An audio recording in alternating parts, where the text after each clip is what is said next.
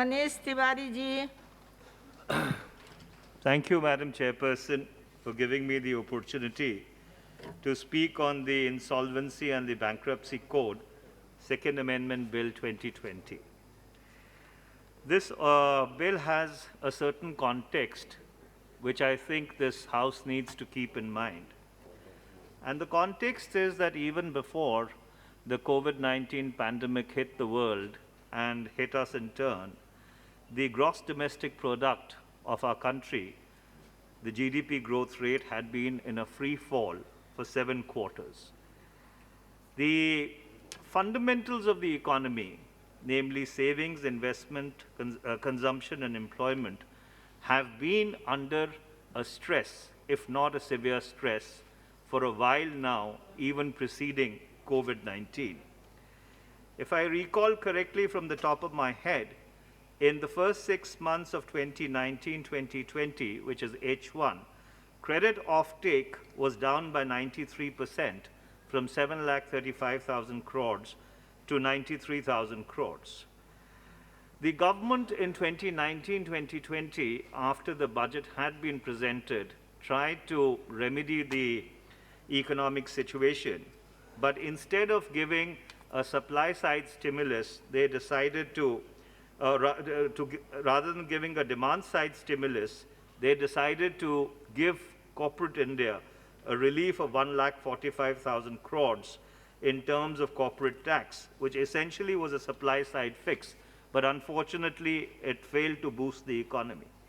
So therefore, if the current bill is also read in juxtaposition with the Companies Amendment Bill, which was in this House 2 days ago, the same mistake is being repeated again and again.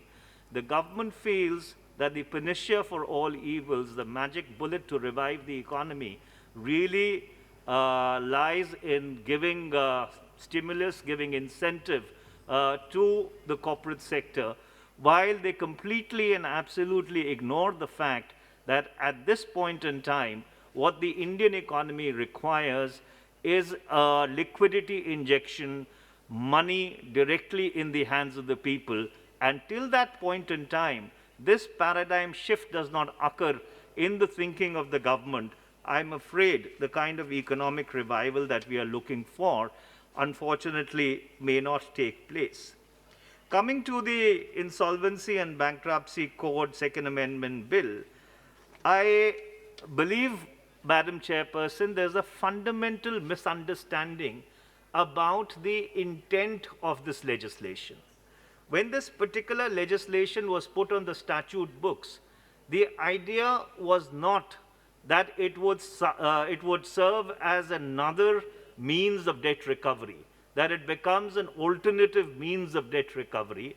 In fact, the entire purpose of this exercise was to see as to how you could reconstruct companies, rehabilitate them, make them viable, so therefore employment continues to be sustained and they continue to generate value for the economy.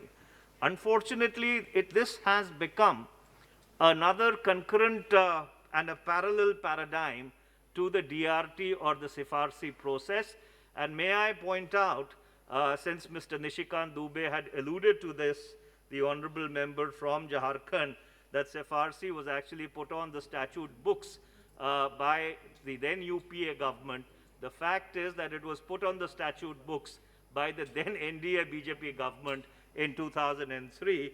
So I think factually we need to be correct. Madam Chairperson, I would like to just read Clause 2, which adds Section 10A to the Insolvency and the Bankruptcy Code. It says that notwithstanding anything contained in Sections 7, 9, and 10, no application for initiation of corporate insolvency resolution process of a corporate debtor shall be filed for any default arising on or after 25th March 2020 for a period of 6 months or such further period not exceeding 1 year from such date as may be notified in this behalf. As has been earlier pointed out by some other honorable members, that there there does not seem to be, or there isn't a direct linkage, and I'll conclude in just 2 minutes, Madam Chairperson, there isn't a direct linkage with COVID-19.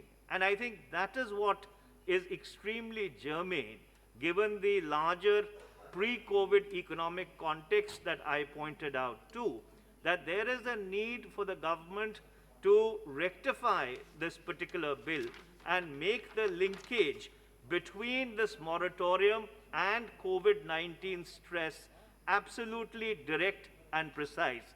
My last submission, Madam Chairperson, is that a canard or a myth has been deliberately perpetrated, that the then UPA government was responsible for subverting the banking system of India. I would, with all responsibility, like to urge the government that if they do believe that this is true, and they have been in government for 6 years, please initiate appropriate legal proceedings under the law against whosoever in the UPA was responsible for subverting the banking system.